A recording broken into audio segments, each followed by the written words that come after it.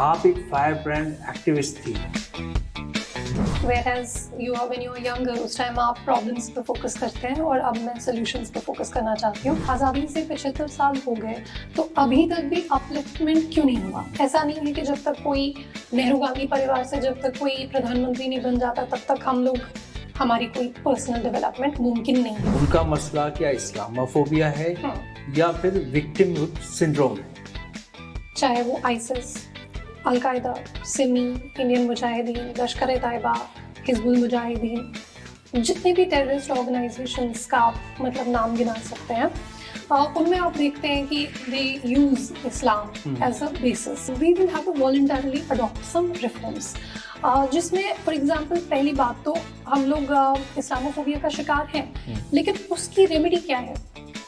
उसकी रेमेडी तो यही है ना, जब हम ये किताब उठा के दिखाएंगे, जब हम अपने रोल मॉडल्स को शोकेस करेंगे। आर्मी में अगर आप जाएंगे, अगर मुस्लिम जाता है तो उसको शराब पीनी ही पड़ेगी, उसको झटका मीट खाना ही पड़ेगा। एक गलतफहमी जो है वो फैलाई जाती है कि वहाँ पे शराब पीनी होती है या इस तरह से। पहले तो there is a full disclosure कि वेदर द मीट इज हलाल और नॉट, उसका पहले पूरा डिस्क्लोजर किया जाता है।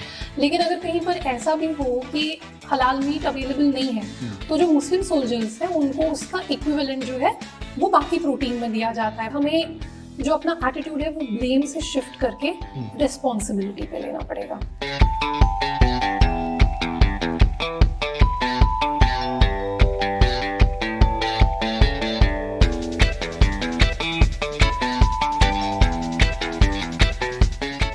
आदाब, नमस्कार, आवाज़ द वॉइस में आपका स्वागत है। और आज हम शुरू करने जा रहे हैं एक नया शो जिसका नाम है बातों बातों में। इस शो में हम बातों बातों में ही अपने मेहमानों से बात निकलवाने की कोशिश करेंगे। और आज हम फीचर करने वाले हैं शहला रशीद को, जो कि एक थॉट लीडर हैं, आज की तारीख में एक बड़ी थॉट लीडर मानी जा रही हैं। और इनकी ये किताब आई है रोल मॉडल्स, जिसकी काफ़ी चर्चा है। और हम यहाँ बीकानेर हाउस में इंतज़ार कर रहे हैं अपने मेहमान का, और वो किसी भी वक्त एक्सपेक्टेड हैं। We are waiting for Shaila to arrive. Oh, there she is. Welcome Shaila. Hi. A very warm welcome Thank to you so Awaz the much. Voice. Thank you. It's a pleasure that you've joined our show, and Thank you for having me. this is going to be our first show, and you will be the first one. Congratulations. Thank you very much. तो शैला, बाहर ठंड है, चलिए अंदर बैठ के बात करते हैं। Let's have coffee, Yes, of यानी course. कॉफी भी चर्चा करते हैं। आइए, Sure. Please come.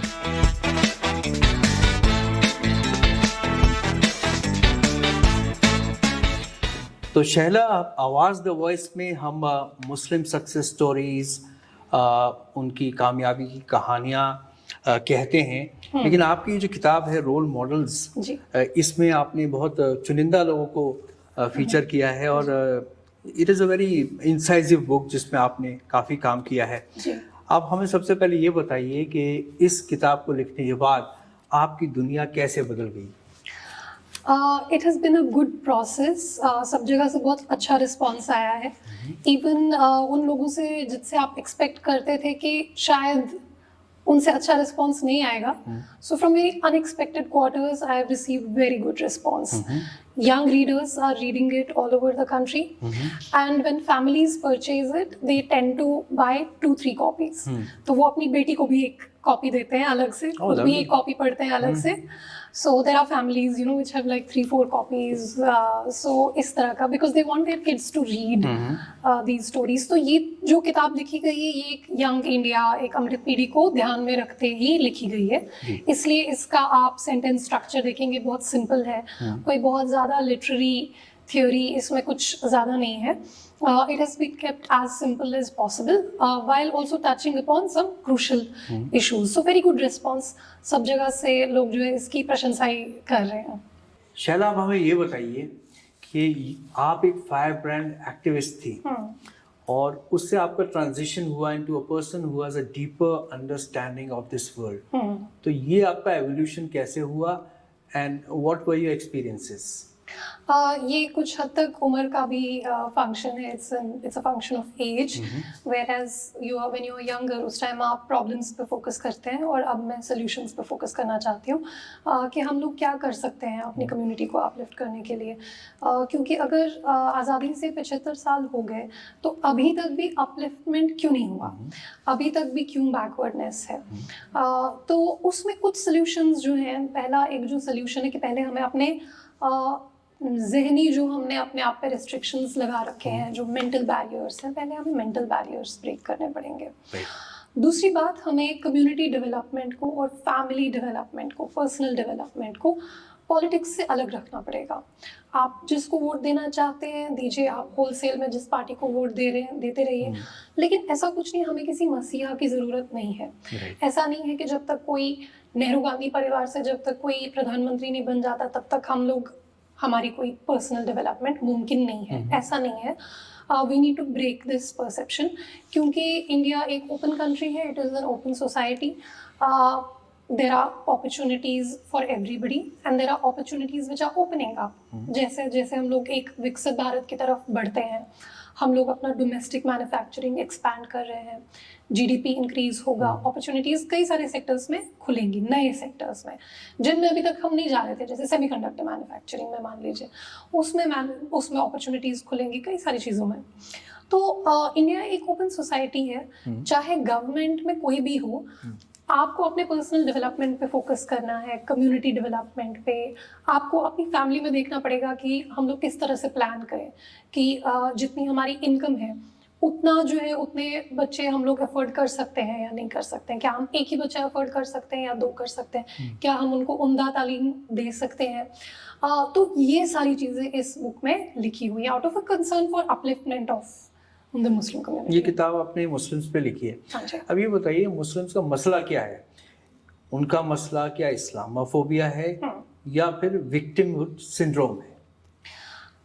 दोनों ही हैं, लेकिन इस्लामोफोबिया जो है, देखिए ये आता कहाँ से है, पहले हमें इस चीज़ को पूछने की ज़रूरत है कि जो फॉर एग्जांपल जो 9/11 अटैक्स हुए, या सिर्फ 9/11 नहीं, 26/11 देखा हमने देखा बहुत सारे, कितने टेररिस्ट ऑर्गेनाइजेशंस का नाम गिनवा सकते हैं जी. चाहे वो ISIS, al Qaeda, Simi, Indian Mujahideen, लश्कर ए तैयबा, हिजबुल मुजाहिदीन, जितने भी टेररिस्ट ऑर्गेनाइजेशंस का आप मतलब नाम गिना सकते हैं, उनमें आप देखते हैं कि they use Islam as a basis. ठीक है. So that leads to Islamophobia, no doubt. Of course it leads to जो 9/11 के बाद जो ग्लोबल इस्लामोफोबिया. तो हमें जो है as Muslims we will have to come forward and disown these elements. We will have to be vocal about it. And the problem is that we don't have a Muslim public sphere, we don't have a Muslim civil society, so to speak, where we write books about it, for example. ऐसा क्यों है? ऐसा मेरा कहने का मतलब ये है कि जैसे क्रिश्चियनिटी में रिफॉर्म हुआ अराउंड 16-17 सेंचुरी, तो वहाँ पे प्रॉपर डिबेट्स हुई जो मसाइल थे उन पे. हिंदुइज्म में रिफॉर्म हुआ, मान लीजिए सती एबॉलिश हुआ 19th सेंचुरी में, जो रिफॉर्म हुए. अनटचेबिलिटी को हमारे कॉन्स्टिट्यूशन में लिखा हुआ है कि इसको आप नहीं प्रैक्टिस कर सकते हैं. SC/ST एट्रॉसिटीज़ एक्ट है, या जो हिंदू कोड बिल आया, तो हर एक मज़हब में रिफॉर्म हुआ है. हमारे मज़हब में, अब हम ग्लोबल लेवल पे तो बात नहीं कर सकते, हम अपने हिंदुस्तान की बात कर सकते हैं क्योंकि हमारा इन्फ्लुएंस, हमारे स्फीयर ऑफ इन्फ्लुएंस सिर्फ यहीं तक है. We will have to voluntarily adopt some reforms, जिसमें फॉर एग्जांपल पहली बात तो हम लोग इस्लामोफोबिया का शिकार हैं, लेकिन उसकी रेमेडी क्या है? उसकी रेमेडी तो यही है ना, जब हम ये किताब उठा के दिखाएंगे, जब हम अपने रोल मॉडल्स को शोकेस करेंगे कि नहीं जी, हमारी कम्युनिटी में से सिर्फ ये लोग नहीं निकल रहे, हमारी कम्युनिटी में से एक डॉक्टर, एक जनरल, एक स्पेस साइंटिस्ट, एक म्यूजिशियन, एक एक्टर, ये भी निकल रहे हैं. That is the solution. Yes. We all know what the problem is. There is no denying कि Islamophobia exists, but this is the solution. अब ये सोल्यूशन हो नहीं पाता, क्योंकि हम अपने हीरोज़ को एक्सेप्ट नहीं करते हैं खुद. तो पहले हमें अपने हीरोज़ को खुद एक्सेप्ट करना पड़ेगा, तब दुनिया हमें, मतलब जब हम अपने रोल मॉडल्स को खुद रिस्पेक्ट करेंगे, तब जाके दुनिया हमें रिस्पेक्ट करेगी. अब इसमें मैं आपको एक एग्जांपल देना चाहती हूँ. जिस दिन डॉक्टर APJ अब्दुल कलाम का जिस दिन देहांत हुआ, उसी दिन याकूब मेमन का भी देहांत हुआ. तो जिस दिन आप देखते हैं कि मतलब वो तो क्योंकि प्रेसिडेंट थे डॉक्टर कलाम, तो उनको full state honour, full state funeral वगैरह सब कुछ मिला। लेकिन उनके लिए कोई हमारी कम्युनिटी में से बाहर नहीं आया। इनफैक्ट उनको हम अपनी कम्युनिटी में मानते भी नहीं हैं। उनके बारे में कहा जाता है कि ये तो जी बुत परस्त थे, ये तो जी कौन से मुसलमान है, ये तो फेक मुस्लिम है, या जो भी That's very unfortunate. That's very unfortunate, ये कहा जाता है। वेराज आप देखते हैं कि Yakub Memon same day, you know, there were two striking visuals, अगर आप उस दिन के न्यूज़पेपर्स आर्काइव्स में से निकाल के देखें। याकूब मेमन के फ्यूनरल पे मुझे लगता है कुछ 10 से 40 हज़ार मुसलमान जो है वहाँ पे इकट्ठा हुए थे। फिर हम जब कहते हैं कि हमारी कम्युनिटी को आप ऐसे क्यों देखते हो, इस्लामोफोबिया क्यों है, तो उसमें हम अपना रोल भी इन्वेस्टिगेट करें, क्योंकि हम अपने रोल मॉडल्स को रोल मॉडल मानते नहीं हैं। तो जब तक हम उनकी खुद रिस्पेक्ट नहीं करेंगे, तब तक हम कैसे डिमांड कर सकते हैं कि दूसरी कम्युनिटी या बाकी जो दुनिया है वो हमें रिस्पेक्ट करे। राइट। आपने इस किताब में एक डिस्क्रिमिनेशन पे जो है, you have drawn a distinction. आपने बात की है सिस्टमिक डिस्क्रिमिनेशन की, और आपने बात की है सोशल डिस्क्रिमिनेशन। क्या आप इसके बारे में आप हमें और बता सकती हैं? जी जी बिल्कुल। देखिए, मैं मुस्लिम्स का एग्जाम्पल नहीं लूँगी इस पॉइंट को एक्सप्लेन करने के लिए, मैं महिलाओं का एग्जाम्पल लूँगी। क्या महिलाओं के खिलाफ हिंदुस्तान में या पूरे विश्व में डिस्क्रिमिनेशन है? बिल्कुल है। समाज में डिस्क्रिमिनेशन है, 1000 तरीके का डिस्क्रिमिनेशन है। आप अगर गिनवाने बैठ जाए, अलग शो उस पर हो सकता है। लेकिन क्या एक महिला इस मुल्क की प्रधानमंत्री रह चुकी है? क्या एक महिला इस मुल्क की राष्ट्रपति है? क्या एक महिला जो है, अब महिलाओं का आर्मी में इंडक्शन हो रहा है? क्या महिलाएं जो है वो, आप जैसे मेरी किताब में ही देख लें, मतलब one of the top space scientists of our country, she is a Muslim female, right? So there is a system जहाँ पे आप अगर अप्लाई करते हैं, जहाँ पे मान लीजिए यूपीएससी है, या अगर आप किसी इंस्टीट्यूशन में अप्लाई कर रहे हैं, कहीं पे किसी मीडिया ऑर्गेनाइजेशन में आप अगर किताब लिख रहे हैं, तो आपको कोई रोकेगा नहीं। कहने का मतलब ये है कि ना कोई विलन है, ना कोई मसीहा है, ना कोई हमें रोक रहा है, ना किसी ने हम पे रोक लगाई है एजुकेशन हासिल करने से। आप अगर आज डिसाइड कर लें कि मेरा बच्चा जो है, या आपका बच्चा अगर डिसाइड करे कि मैं टॉप लॉयर बनना चाहता हूँ इंडिया का, और वो उसके लिए मेहनत करे, वो उधर पहुँच सकता है। कोई ऐसे रेस्ट्रिक्शन नहीं है हमारे ऊपर। सामाजिक तौर पर बहुत सारी डिस्क्रिमिनेशन होती है, हर आधार पर होती है, चाहे वो डिसेबिलिटी, कास्ट हो, लैंग्वेज हो, मतलब कितने सारे बेसिस मैं आपको गिना सकती हूँ जिस पे डिस्क्रिमिनेशन होती है। लेकिन सिस्टम डजंट डिस्क्रिमिनेट। सिस्टम चाहे आप अगर मतलब ऑटो वाले का जो बच्चा है कभी आईएएस ऑफिसर बन जाता है, सो वी हैव टू, हमें जो है मेन स्ट्रीम फील्ड्स में आना पड़ेगा। मतलब यूपीएससी में तो अब है, मतलब हर साल आप देखते हैं एक मुसलमान टॉपर होता है, तो कोई उनको रोक नहीं रहा है, कोई विलन नहीं है, कोई ऊपर बैठ के हमें रोक नहीं रहा है।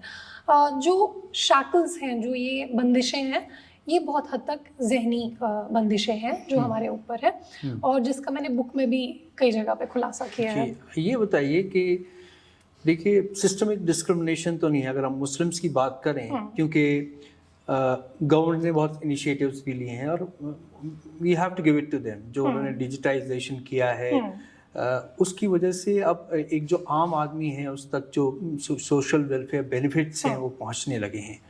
एक मुसलमान को भी घर मिलता है प्रधानमंत्री योजना में, और नॉन मुस्लिम को भी मिलता है। लेकिन जहाँ, क्या आपको लगता है कि सोशल डिस्क्रिमिनेशन जो है वो अब एक इशू बन रहा है? क्योंकि मुस्लिम कम्युनिटी में एक ऐसी एक सेंस है, एक फीलिंग है कि they are being discriminated against. आपका क्या मानना है? देखिए, ये there is no denying that there have been some incidents of lynching for example. उसकी वजह से, ये जो इंसिडेंट्स की वजह से जो ये सेंस है, ये एम्पलीफाई होता है।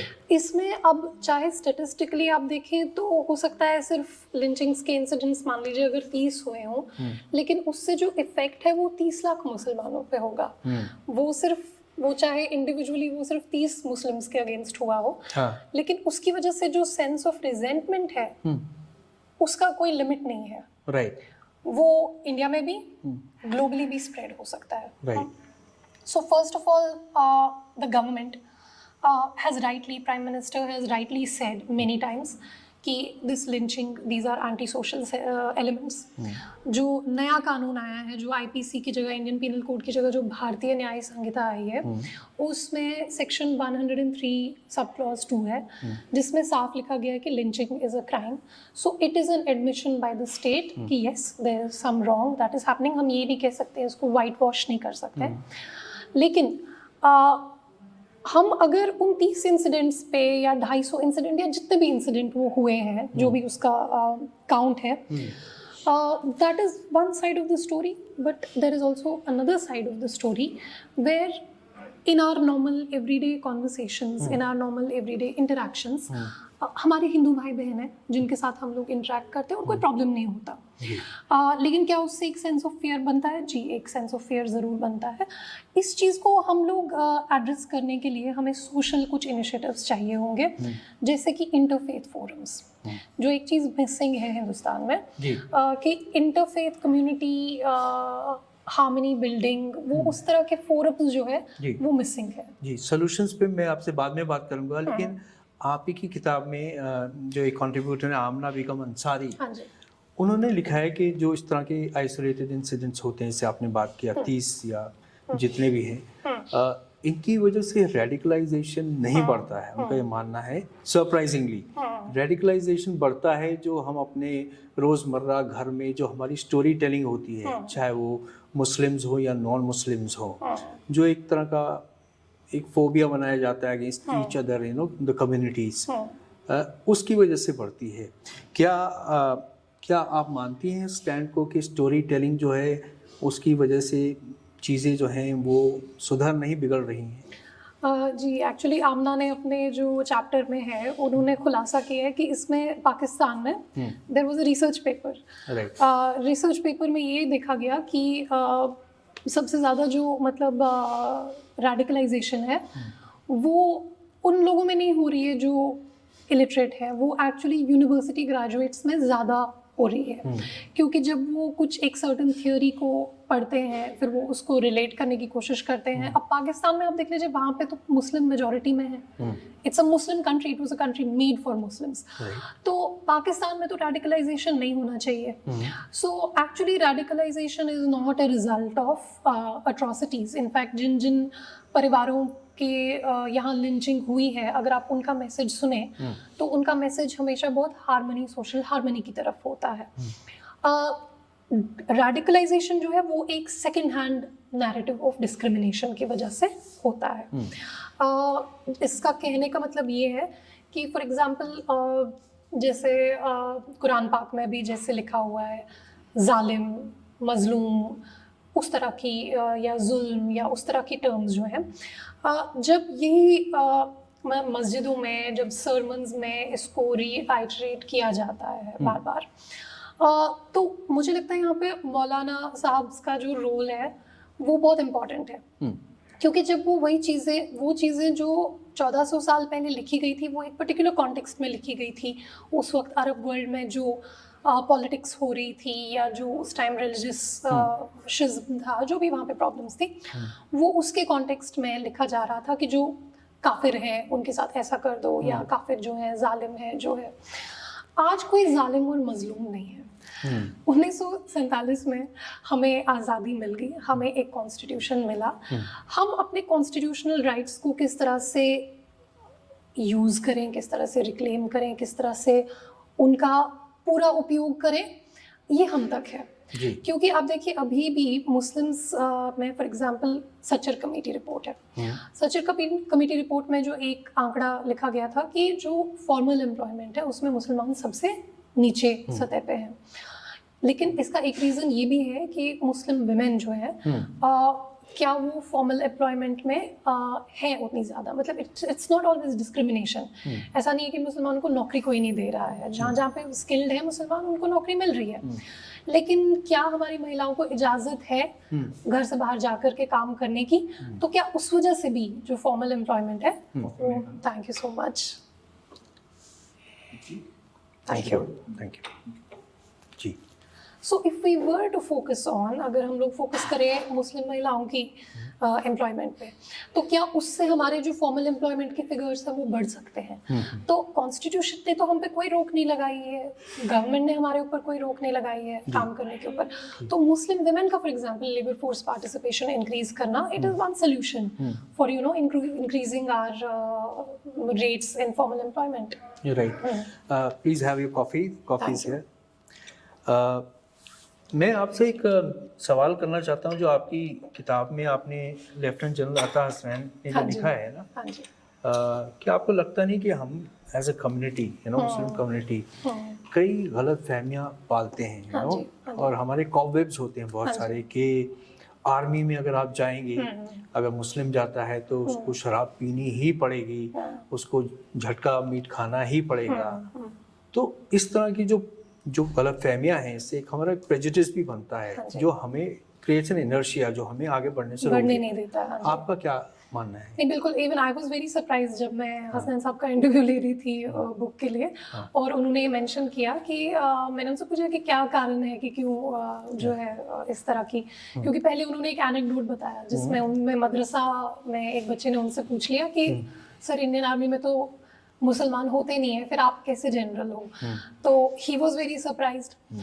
देन आई आस्क्ड हिम कि ऐसा क्यों है, ये परसेप्शन क्यों है? तो उन्होंने कहा कि इसके पीछे यही रीजंस हैं कि एक गलत फहमी जो है वो फैलाई जाती है कि वहाँ पे शराब पीनी होती है या इस तरह से। तो उन्होंने इसका ये भी बताया, उन्होंने उसका जवाब भी किताब में अपने चैप्टर में बताया है कि जो फॉर एग्जाम्पल अगर पहले तो there is a full disclosure कि whether the meat is halal or not, उसका पहले पूरा डिस्क्लोजर किया जाता है।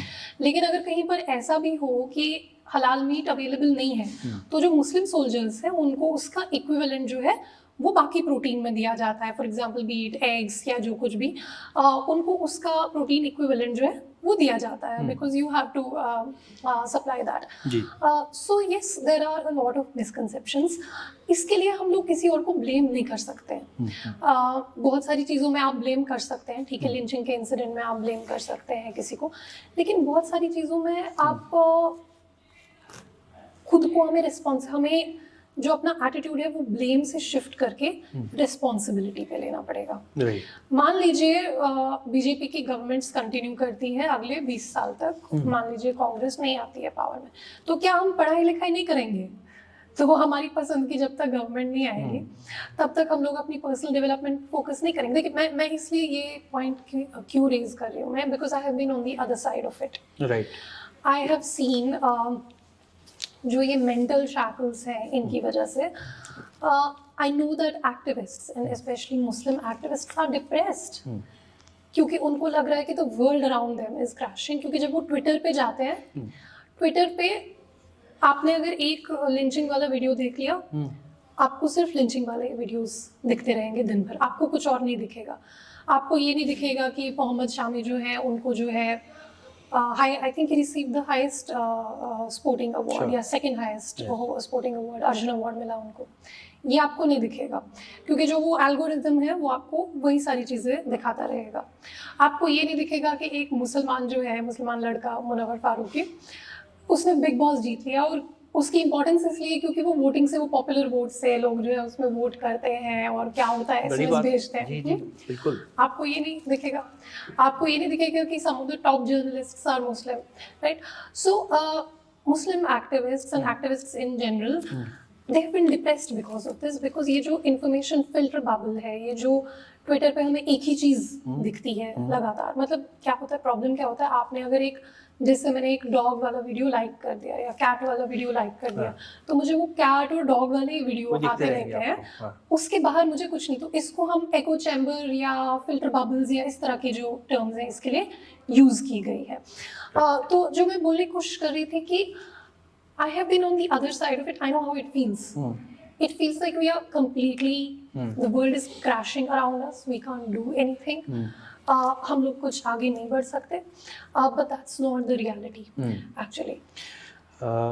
शैला, मैंने एक हाल ही में एक US बेस्ड ऑथर है, उनका नाम है तमीम अंसारी.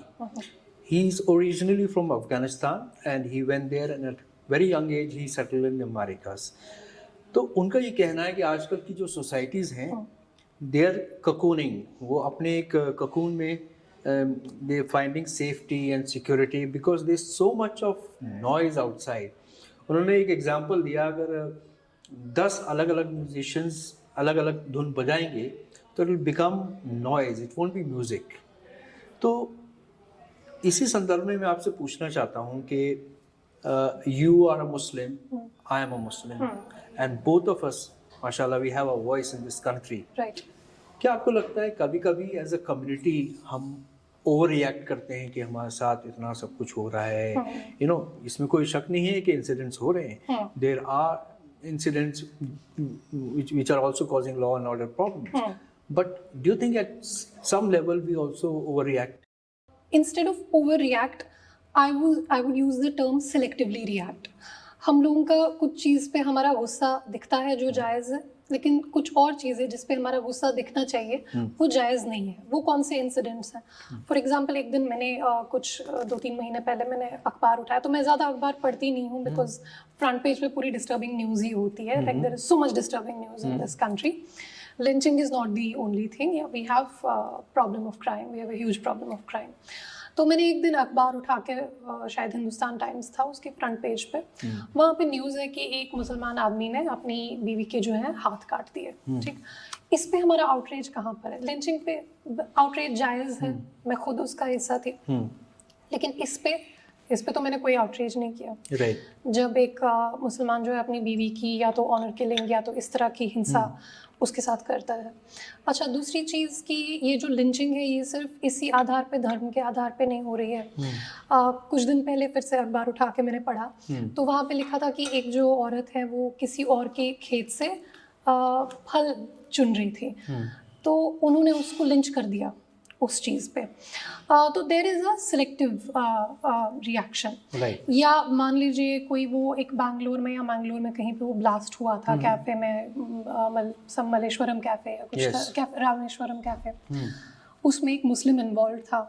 वहाँ पे हमारी फिर चुप्पी जो है फिर लोग उसको क्वेश्चन करते हैं कि ठीक है, अगर आप लिंचिंग के इंसिडेंट्स पे आपका गुस्सा जायज़ है, लेकिन जब कोई मुसलमान जो है कोई टेररिस्ट इंसिडेंट्स में इन्वॉल्व हो रहा है वहाँ पे आप फिर खामोश क्यों है?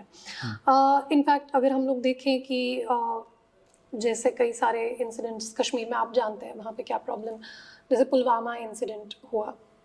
पुलवामा में जब टेरर अटैक हुआ तो as a matter of fact like we saw many accounts, but now one doesn't know वो कश्मीरी थे क्या थे, पाकिस्तान से हैंडल हो रहे थे, we don't know. But we do see a lot of like accounts with Muslim names. We did see celebrating them, right? So this is problematic. इस पर हम लोग फिर कुछ भी नहीं बोलते. तो मैं ये नहीं कहूँगी कि रिएक्शन ओवर रिएक्शन है. Of course, one life lost is one too many. Of course, it should not happen at all. But then what about the loss of lives on the other side? For example, Salman Rushdie की किसी ने आँख फोड़ दी जाकर के stage पे, तो उस पे हमारा आउटरीच कहाँ पर है? उस पे तो हमने कोई रिएक्ट नहीं किया. But I tell you, Shaila, I see an improvement on that front. अगर आप देखेंगे हाल ही में Muslims have started voicing, condemning, for instance, Bangladesh, what is happening, the discrimination with Hindus. So I've seen a lot of Muslim organizations, Jamiat Ulema Hind, Jamaat Islami, you name it. All the leaders have come forward and condemned such acts of brutality. तो मुझे लगता है कि this is a good trend, isn't it? जी बिल्कुल. और अभी जो है right now is the right time for voices like ours to speak up, क्योंकि there is an interest in Muslim issues globally. आप देखेंगे कल भी OIC जो Organization of Islamic Countries है, उन्होंने कल भी कुछ कश्मीर पे स्टेटमेंट दिया जिसमें बहुत सारे मुस्लिम्स, इंडियन मुस्लिम्स ने कहा कि आप जो है हमारे इंटरनल मैटर्स में इंटरफेयर ना करें. Right now is a good time for Muslims to come out and make themselves heard because there is an interest in Muslim issues. Ever since the BJP government came into power in 2014, there's been like this whole Hindu-Muslim issue. It's been in the discourse again. Triple Talaq wala amendment आया, वक्फ वाला amendment आया, कई सारी चीज़ें आई, right? So right now is a good time for us to make ourselves heard, क्योंकि पहले जब हम condemn भी करते थे तो कोई सुनता नहीं था. Right. It would actually not be noticed. Yes. So in fact अगर आप देखें तो जब 26/11 हुआ, मुझे याद है उस टाइम पे जो religious organizations हैं बॉम्बे के अंदर, इस्लामिक ऑर्गेनाइजेशंस, उन्होंने उसको कंडेम किया, लेकिन उस टाइम कोई उस तरह से इंटरेस्ट नहीं था मुस्लिम इश्यूज में. Right. But right now, because it is so much about Muslim, right now is a good time for us to have our voices heard. Right. तो क्योंकि उस तरह से कोई मुस्लिम पब्लिक स्फीयर या कोई मुस्लिम डिस्कशन का फोरम उस तरह से था नहीं. लेकिन अब जो है, यू आर राइट, इस तरह मसला की सबसे बड़ा ये भी है ना शैला कि it's very difficult to bring Muslims together on a platform. Yes. ये अपने में एक बड़ा मसला है. हाँ जी. लेकिन सवाल ये भी उठता है शैला कि इस मुल्क में हमारे देश के प्रधानमंत्री कहते हैं कि ही टॉक्स एंड वो चाहते हैं कि एक चैन अमन रहे. उनके कई ऐसे बयान आए जो कि बहुत ही दे वेरी गुड स्टेटमेंट्स. हाँ जी. साथ ही में सरकार का मोरलेस जो है, क्योंकि जो वो कहेंगे वही सरकार मोरलेस कहेगी. हमने हाल ही में सुना आरएसएस चीफ मोहन भागवत साहब ने भी एक सोशल हार्मनी की कॉल दी. राइट. अब ऐसा नहीं है कि हमारे जो कम्युनिटी में जो है इस तरह के बड़बोले लोग नहीं हैं. हमारे यहाँ भी कुछ ऐसे पॉलिटिकल लीडर्स हैं जो कि बेतुके बयान दे देते हैं. लेकिन सवाल ये उठता है कि जब गवर्नमेंट कहती है कि पीस रहना चाहिए, सबको सबका साथ सबका विकास, आरएसएस चीफ मोहन भागवत कहते हैं कि भाई एक होके रहिए आप और हर जगह आप इस तरह की चीज़ें ना ढूंढिए. तो मसला ये उठता है कि ये माहौल कौन बिगाड़ रहा है? So certainly there's been an improvement. जो जितने भी ये बयान आए हैं इनका रेजोनेंस तो है ग्राउंड पे, because you see an improvement. ये जो लिंचिंग के इंसिडेंट्स है फॉर एग्जांपल, ये पीक हुए अराउंड 2017 एंड 18. बट उसके बाद प्रधानमंत्री के बहुत सारे बयान आए, कई फोरम्स पे उन्होंने बोला कि ये एंटी सोशल एलिमेंट्स है, ये गलत है, ये नहीं करना चाहिए. इसका डिसेमिनेशन भले मुस्लिम कम्युनिटी में ज़्यादा नहीं हुआ हो, लेकिन उन्होंने अपनी कम्युनिटी में जो है ज़रूर इसको बोला है. लाइक उन्होंने कई सारे फोरम्स पे इसको बोला है. इसका आप रेजोनेंस भी देखते हैं. लेकिन मुझे लगता है कि दोनों तरफ को पहल करनी पड़ेगी. We can not deny there is a Hindu Muslim problem that would amount to white washing, क्योंकि तभी तो पार्टीशन हुआ. जब कोई ऐसा नहीं कि 2014 से पहले कोई हिंदू मुस्लिम प्रॉब्लम नहीं था, क्योंकि 47 में तो पार्टीशन हुआ. तो दिस उससे पहले ऑब्वियसली तभी तो ये सारी चीज़ें हो रही हैं. So there is a problem, but now we need to think कि हमें सोल्यूशन कैसे करना है. अच्छा, अब मैं ये सवाल जो है पोज कर रही हूँ खुद से कि हमें हमेशा दूसरे का इंतज़ार नहीं करना है कि जब तक प्रधानमंत्री या जब तक आरएसएस चीफ या जब तक कोई और पहल नहीं करेंगे तो हम पहल नहीं करेंगे. पहल हम भी कर सकते हैं. ये मुल्क उतना ही उनका है जितना हमारा भी है. इनफैक्ट जब होम मिनिस्टर साहब कश्मीर आए थे, उन्होंने यही मैसेज दिया था कि ये मुल्क जितना मेरा है, these were his exact words, कि ये मुल्क जितना मेरा है उतना आपका भी है. कश्मीरी नौजवानों से उनका ये था. तो मुझे क्यों वेट करना है कि जब तक आरएसएस से पहल नहीं होगी. मैं पहल कर सकती हूँ. I can make an interfaith forum, right. कोई भी मुसलमान जो है वो एक कम्युनल हार्मनी के लिए स्टेप्स ले सकता है. अब इसमें क्या ज़रूरत है हमें? देखिए, there are extreme voices on both sides. There are voices on the right wing जो कहती हैं कि मतलब नहीं जी, हमें तो मतलब 1 लाख पूरे मस्जिद जो है वो उनके नीचे टेम्पल है, हमें वो सब चाहिए and all that. There is Mohan Bhagwat ji, he has said कि नहीं, we will have to settle these disputes amicably, और इस तरह का जो है हमें मंदिर मस्जिद का नहीं करना चाहिए. हमारी साइड में भी है. तो जो मॉडरेट वॉइसेस हैं दोनों तरफ, या जो सोल्यूशन चाहती हैं रादर देन मॉडरेट, जो भी सोल्यूशन चाहती हैं, हमें एक दूसरे के पर्सपेक्टिव को समझना पड़ेगा. देखिए, ये एक हमें जो एक अब्रप्टली फ्रीडम मिल गया ब्रिटिश रूल से, अब्रप्टली एक कॉन्स्टिट्यूशन आ गया. डॉवरी फॉर एग्जाम्पल, डॉवरी कब से बैन है? वो जुर्म है कब से? 92 में लॉ आया था या कब आया था? 86 में आया था, आई डोंट नो. लेकिन has it stop dowry? It has not stop dowry. Murder, it has been a punishable offence since forever. क्या उससे मर्डर रुका है? नहीं रुका है. उससे नहीं रुकता.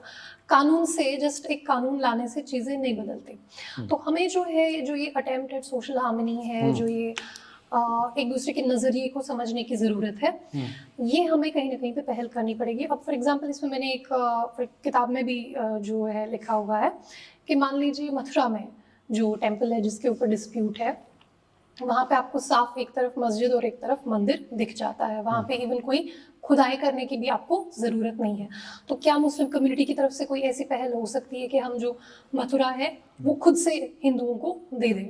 इस तरह की कोई पहल, इस तरह का कोई जेस्चर, तो हमेशा हम आपकी किताब में फैज़ान मुस्तफ़ा, हाँ जी, जिनको एक बड़ा कॉन्स्टिट्यूशनल एक्सपर्ट माना जाता है, हाँ जी, उन्होंने लिखा है कि जो ये मंदिर मस्जिद के इतने विवाद हैं, इस तरह के जो इश्यूज हैं कंट्रोवर्शियल रिलीजियस प्लेसेस के, और ये उनकी तरफ से एक बड़ा बयान है क्योंकि is a man of law, उन्होंने लॉ पढ़ाया है पूरी जिंदगी, इसमें रही वाइस चांसलर ने यूनिवर्सिटी। उनका ये कहना है कि इस तरह के जो इश्यूज हैं, जो कंट्रोवर्सीज हैं, उनको आउट ऑफ कोर्ट सेटलमेंट करना चाहिए उनका।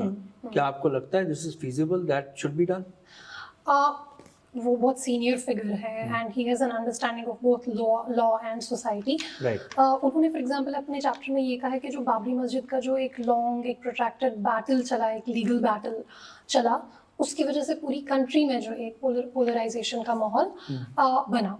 तो यहाँ पे एक ऑल्टरनेटिव डिस्प्यूट रेजोल्यूशन का जो उन्होंने समाधान का जो एक पॉसिबिलिटी दी है, या कि लोकल कम्युनिटीज जो है वो आपस में instead of nationalizing the issue, local community आपस में, फॉर एग्जांपल चाहे ये मथुरा में हो या काशी में हो, जहाँ पे जो मेजर रिलीजियस प्लेसेस जो हिंदूज जो क्लेम करना चाहते हैं, इज इट पॉसिबल कि the Muslim community in a gesture, in a good gesture, as a gesture of good faith, वो हिंदू कम्युनिटी को दे दे? आपको क्या पता, हो सकता है वहाँ से इतना बड़ा जेस्चर आ जाए, क्योंकि हमारे लिए तो ये प्लेसेस ऑफ पिलग्रिमेज नहीं है, हो सकता है वहाँ से इतना बड़ा जेस्चर आ जाए कि कहीं और पे मस्जिद के लिए हमें जगह मिल जाए।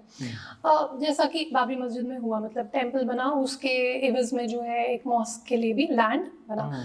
तो हमारी जो रिलीजियस प्लेसेस हैं, हमारी जो पिलग्रिमेज की प्लेसेस हैं, दे आर मक्का, मदीना, या शियाज के लिए फॉर एग्जांपल ईरान में है, वहाँ पे करबला में है। हमारे लिए जो है काशी, मथुरा जो है, these are not places of pilgrimage, they are not places of major significance. So instead of a court saying, क्योंकि कोर्ट के solutions जो है या legal solutions जो है वो हमेशा lasting नहीं होते हैं, उनका जब तक समाज उनको एक्सेप्ट ना करे तब तक उनका इम्पैक्ट जो है वो उतना नहीं होता। So this is certainly a possibility, like yes, but इसके साथ ही एक इनसिक्योरिटी भी जुड़ी है कि आज ये, फिर कल ये, फिर परसों ये, तो एक जो मुस्लिम्स में इनसिक्योरिटी है इसको लेकर, और सवाल ये भी उठता है कि जो इस तरह का परसेप्शन बना दिया गया पूरी दुनिया में कि Muslims are second class citizens in India, इस माहौल में आप जैसे और मेरे जैसे लोगों को ये विक्टिमहुड सिंड्रोम जो है, इसको बैटल करना बड़ा मुश्किल हो जाता है। क्या आप मानती हैं इस बात को? मुश्किल तो है, लेकिन करना ज़रूरी है, क्योंकि ये रियलिटी नहीं है। इनफैक्ट अगर आप अपने इर्द गिर्द नज़र घुमाएं तो मुझे लगता है कि मुसलमान जो है वो इंडिया में जितने सेफ हैं उतने कहीं पर भी नहीं हैं। आप आज बांग्लादेश में देखें, वहाँ पे आज क्या सिर्फ हिंदुओं पे अटैक हो रहा है? नहीं, वहाँ पे सूफी मुस्लिम्स जो हैं उन पे अटैक हो रहा है, जो प्रीवियस रिजीम के सपोर्टर्स हैं उन पे अटैक हो रहा है। आप म्यांमार का तो आप जानते ही हैं हाल, पाकिस्तान में आप देखिए हर आए दिन एक शिया मस्जिद के बाहर जो है ब्लास्ट होगा। तो what I've tried to say in my books and in my interviews is that India is safe for all Muslims, all in capital letters, क्योंकि यहाँ पे कोई आपको ये नहीं बोलता कि अगर आप शिया हैं तो आप इस तरह से नमाज नहीं पढ़ सकते, आप उस तरह से नमाज नहीं पढ़ सकते। अगर आप सुन्नी हैं, आप चाहे किसी भी डिनोमिनेशन के हो, there are so many sects, there are so many Hanafi, Wahabi, ये सब वो सब, आपको कोई नहीं रोक रहा। अपनी जो अहले हदीस मस्जिद है वो अलग मस्जिद होती है, बाकी सेक्ट्स की अपनी अलग मस्जिद होती है, इमाम बाड़ा अलग होता है। So actually India is safe for all Muslims. तो ये जो है कई बहुत हद तक एक नैरेटिव बिल्डिंग है, वो चाहे फिर वो वेस्टेड इंटरेस्ट्स के थ्रू हो या कोई जेन्युइनली जो है इसके बारे में डिप्रेस्ड हो, जेन्युइनली उनको लग रहा हो कि ये गलत है। तो अगर आप एक ऑब्जेक्टिव रियलिटी को देखें, India is the only country where all Muslims are safe. चाहे आप अहमदिया हो, चाहे आप शिया हो, चाहे आप आगा खानी हो, कोई भी सेक्ट से हो। मुस्लिम्स अगर आप पाकिस्तान में देखें, जो एक कंट्री जो मुस्लिम्स के लिए बनाई गई थी, वहाँ पे एक अहमदिया जो है वो कभी भी प्राइम मिनिस्टर नहीं हो सकते, वो कभी भी आर्मी जनरल नहीं हो सकते। अभी मैं एक न्यूज़ देख रही थी कि पाकिस्तान में पहली बार कोई जो है कुछ इंस्पेक्टर लेवल का कोई जो है कोई या हिंदू या सिख भाई है कोई, वो बने हैं, वो कुछ इंस्पेक्टर लेवल की जॉब उनको मिली है, and this is a big achievement for them. That is systemic discrimination. Yes it is. This but Shaila, सवाल ये उठता है कि जैसे कि आपने भी जिक्र किया कि आजकल जो यूथ है they becoming too zealous, too religious. I would not hesitate to say, क्योंकि उनमें एक मज़हब के को लेकर कुछ ज़्यादा मोहब्बत जागी है, जो कि बुरी बात नहीं है. लेकिन उसके साथ ही में जो when you club victimhood syndrome with it, तो ऐसे माहौल में आप आज के यूथ को कैसे इंस्पायर करें, ये भी एक मसला बन जाता है. You can not inspire by preaching.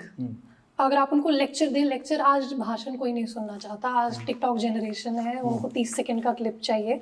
आज कोई भी जो है वो भाषण नहीं सुनना चाहता. आप क्या कर सकते हैं, आप शोकेस कर सकते हैं कि देखिए इन्होंने ये किया, आप भी कर सकते हैं. राइट, जैसे आपने अपनी किताब में किया, जैसे हम आवाज द वॉइस में करते हैं. एग्जैक्टली. राइट. तो जैसे इसमें स्टोरी है शम्स आलम की. उनके खिलाफ आप डिस्क्रिमिनेशन छोड़ दिए, उनके खिलाफ मतलब किस्मत ने कितनी डिस्क्रिमिनेशन की उनके खिलाफ. Right. और वो कहाँ वर्ल्ड नंबर 1 पोजीशन पर आज है पैरा स्विमिंग में. तो जब ये कर सकते हैं तो आप क्यों नहीं कर सकते. Right. तो you can only inspire by example. So that's why this is an action oriented book. Right. So it's not some poetry book or some literature book. Right. It's a call to action. Right. कि pull up your socks. India is an open country. There is no systemic discrimination. There will be social discrimination. Yes, 1000 तरीके की discrimination होगी. आप एक corporate job में चले जाइए, वहाँ पे अगर एक टीम मैनेजर एक महिला है और एक न्यू इंटर्न है वो भी महिला है, तो क्या वो महिला उस महिला के खिलाफ नहीं डिस्क्रिमिनेट करेगी. महिलाओं के खिलाफ सबसे ज्यादा डिस्क्रिमिनेशन महिलाएं करती हैं एक्चुअली, पुरुष नहीं करते. सबसे ज्यादा प्रॉब्लम जो है एक यंग लड़की को उनको काम करने में होगी, not under a male manager, under a female manager. आपके साथ डिस्क्रिमिनेशन होगी, make no mistake about it. आप चाहे विश्व में कहीं पे चले जाएं, आपके खिलाफ हर आधार पर डिस्क्रिमिनेशन होगी. However, what is the solution to that? Solution to that is कि आपको अपने आप को इतना knowledgeable और skillful और indispensable बनाना है कि आपके बगैर काम ही ना हो पाए. राइट. अच्छा, ये बताइए कि किसी भी एक माशरे में, एक सोसाइटी में अगर चेंज लाना होता है तो सबसे पहले जो वहाँ की जो द विमेन है, you need to empower them. लेकिन आप मुस्लिम कम्युनिटी में देखें, largely not just in India, pan आप पूरी दुनिया में देख लीजिए, ज़्यादातर वहाँ पे उनका एम्पावरमेंट नहीं हो पाया है. तो हम इंडिया में क्या कर सकते हैं जिससे कि भी एम्पावर देम, सो दैट एक महिला अगर एम्पावर होती है तो खानदान के न जाने कितने लोगों को एम्पावर कर देती है. First of all, it's a very common sense question, education, but also labor force participation. क्योंकि educationally तो अगर आप सचर कमेटी रिपोर्ट के हिसाब से देखें तो हायर एजुकेशन में जो है फीमेल्स का रेट बेटर है, मतलब मेल्स, मुस्लिम मेल्स का जो ड्रॉप आउट रेट है, that is actually more than the drop out rate of Muslim females. So actually Muslim females are doing better in higher education than Muslim males according to the Sachar committee report.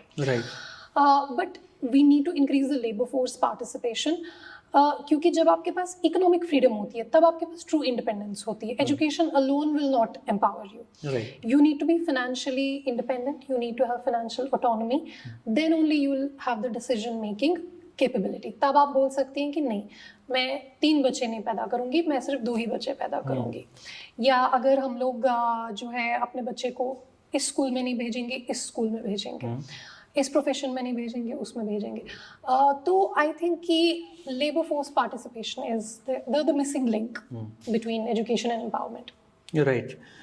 अच्छा शैला, आप ये बताइए, आपने कई जगह ये कहा भी है कि you have a political mind. तो ये सवाल आपसे बनता है कि इंडियन मुस्लिम्स की पॉलिटिकल रिप्रेजेंटेशन कैसे इम्प्रूव हो सकती है. इससे जुड़ा हुआ सवाल है कि जो इंडियन मुस्लिम पॉलिटिकल लीडर्स हैं जैसे असदुद्दीन ओवैसी, ऐसे लीडर्स के बारे में आपका क्या ख्याल है? I like Owaisi Saab. I follow his speeches in the parliament and his interventions. I think more Muslim children should aspire to, like, अगर आपको mainstream politics में जाना है तो definitely we can learn from him.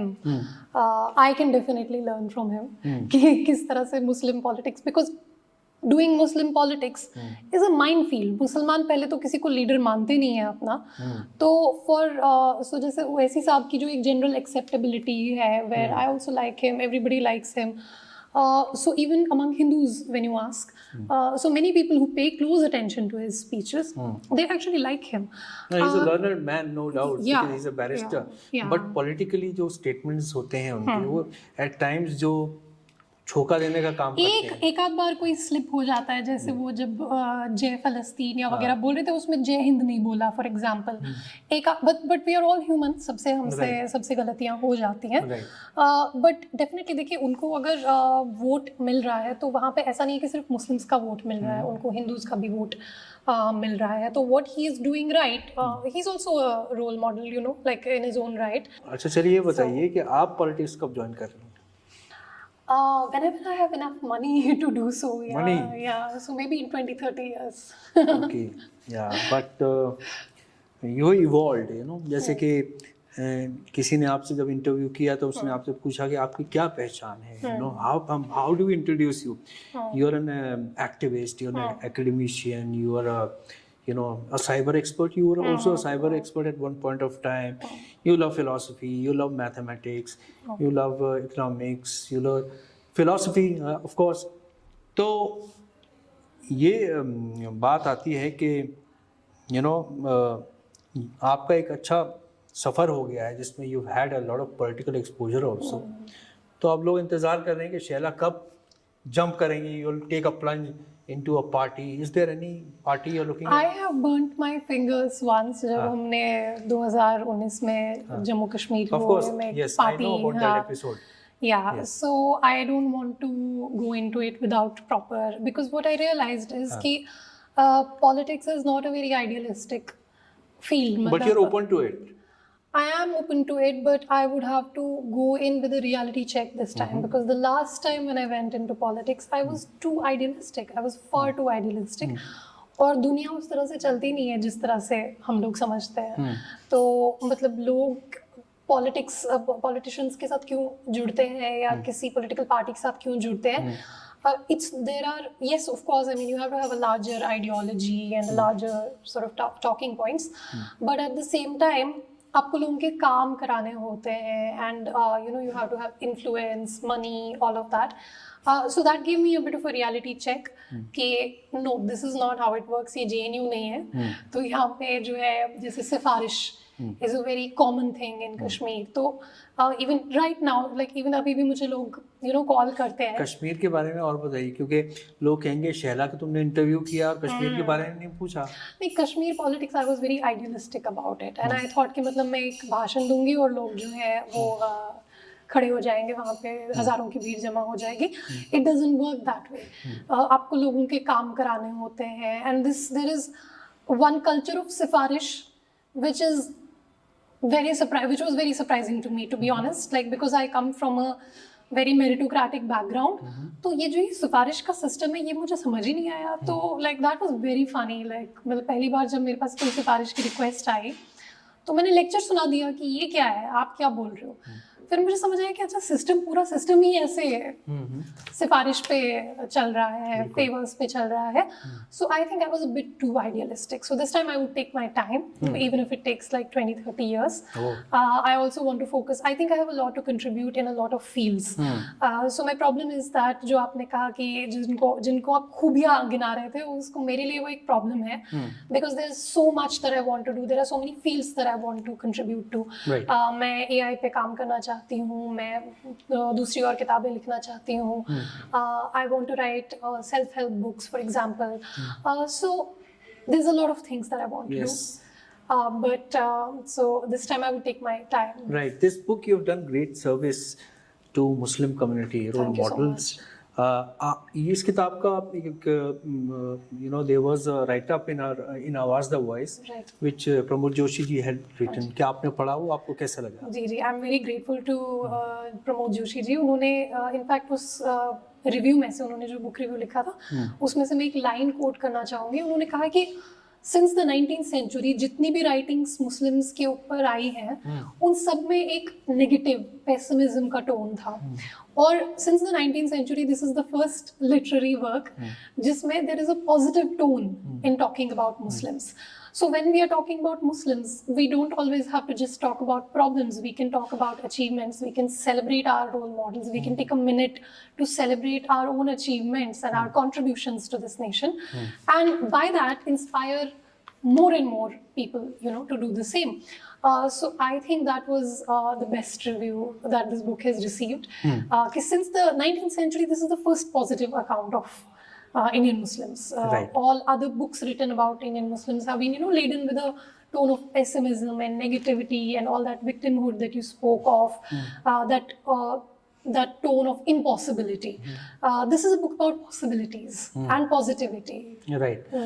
Shaila, अब एक rapid fire round हो जाए, है ना, क्योंकि बहुत लंबे लंबे सवाल थे, छोटे छोटे सवाल पूछता हूँ, जवाब आपको लंबे देने हैं बेशक। ठीक है। आप ये बताइए कि आपका फेवरेट ऑथर कौन है? फेवरेट तो जिस टाइम पे मैं जो पढ़ रही होती हूँ वही फेवरेट होता है उस टाइम पे। सही है। तो अभी मैं for example I am reading this book by Irshad Manjhi called the trouble with Islam. So I don't like fully agree with her in every point because she's very pro-West and very pro-Israel and all of that. Sometimes she gives a lot of free pass to the West and Israel. But having said that, she's written this book called The Trouble with Islam, where she goes into a lot of like self-introspection. And the amazing thing about her is that she has done a full study of scriptures, of Islamic scriptures. Right. And then she's actually like, for example, she's done translations and she's gone into the meaning, whether the meaning that we understand that is actually the meaning or not. And she talks about this concept of ijtihad, for example, जिसमें हर मुसलमान के पास अपनी एक autonomy है to interpret the Quran in their own way. Yes. तो आप सो उनको मैं जो है पढ़ रही हूँ. So obviously it's not without qualification. There are many points where you can disagree with her. There are many points where her writing style could have been a little more, like acceptable and palatable to the Muslims. Right. क्योंकि कुछ चीजें जब आप कह देते हैं फिर Muslims को वो उसके बाद हजम नहीं होती है वो किताब. Right. So I don't think the Muslims, like I think it's banned in a lot of places, the book. But yeah, she does raise a lot of like genuine questions. अगर आप उसमें से वो जो pro-West and pro-Israel advocacy निकाल दें, तो she does raise a lot of questions कि why we Muslims, we don't like question our. I'm also reading Hasan Surur. Hasan Surur has written, I think 3-4 books three books if I'm not mistaken, about Indian Muslims, and so those are worth reading. So those are the books I'm reading right now. Great. Who's your favorite philosopher? So right now I'm reading the book called, it's a new book called The Edge of Sentience by Professor Jonathan Birch, who is he's a professor of, he's a philosopher of science. So क्योंकि मेरा जो मेरा field है, it's like philosophy of technology. So I'm reading about that. So उसमें but he's talking about sentience, जो ये word है, ये artificial intelligence की वजह से currency में दोबारा से आया कि can AI be sentient? तो मतलब AI की अपनी समझ हो सकती है क्या? So but he has gone into a lot of detail like talking Marvel about Minsky, हाँ जी. So तो उन्होंने जो है sentience को, इस word को बहुत डिटेल में actually explore किया है अपनी बुक में, जिसमें वो फॉर एग्जाम्पल वो कहते हैं कि जो एक फीटस है क्या वो सेंटिएंट है, क्या वो जो कोई कोमा में कोई जो पेशेंट है क्या वो सेंटिएंट है, कौन कौन से एनिमल्स जो हैं उनको हम कंसिडर कर सकते हैं. So that is what I am reading right now. So हाँ, जिस टाइम पे जो पढ़ रहे होते हैं उस टाइम वही फेवरेट होता है. What is your favourite food?